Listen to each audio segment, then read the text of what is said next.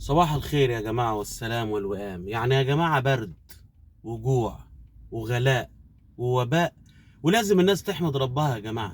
لازم الناس كل حين ومين كده تتذكر ان ربنا مش بيعمل حاجة كده يعني هباء منثورا، لا ده كل حاجة مكتوبة وكل حاجة ليها لوح محفوظ كتبت فيه وسجلت فيه.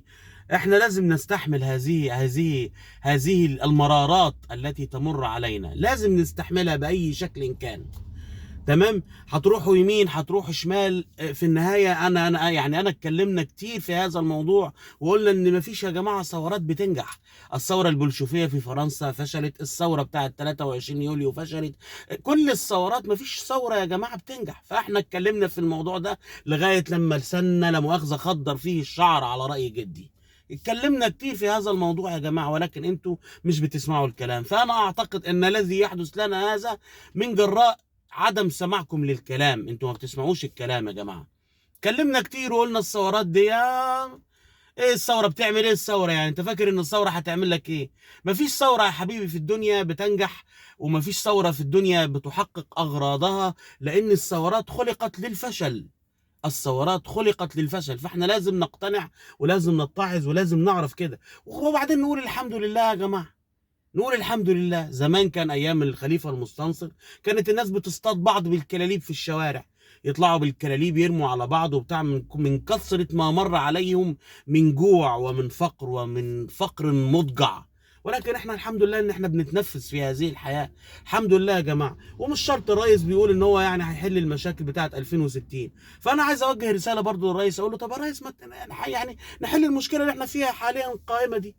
هذه المشكلة القائمة يا ريس بتاعت البنزين والكهرباء والمية، أبسط حقوق الحياة يعني يا فندم. أبسط حقوق الحياة. احنا عارفين إن المشكلة يا ريس الملقاة على كتف حضرتك مشكلة كبيرة وعويصة ومشكلة عظيمة، لأن مصر بلد ليست بالهينة يا ريس. مصر كبيرة، مصر كبيرة وعظيمة وياما حكمها حكام أقوياء وأشداء مثل حضرتك. ولكن احنا عايزين نضع حل يا فندم. عايزين نضع حل، لان الشعب كل ماله ما هو بيتضغط يا ريس، بيتضغط. فلازم نشوف حل يا فندم، لازم نشوف حل. الحكومات يا فندم تشوف حل.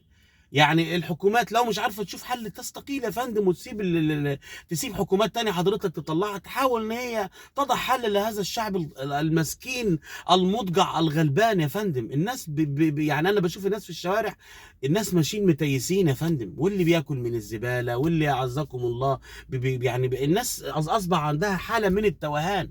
مش عايزين نرجع للشده المستنصريه ونشوف ما حصل فيها وما حدث فيها. خلاص احنا عملنا ثوره، والثورات زي ما شفنا بتفشل. ما نعملش بقى ثورات تاني. نهدى بقى على هذه البلد ونحاول ان احنا نشوف لها حل. لازم نشوف حل يا ريس.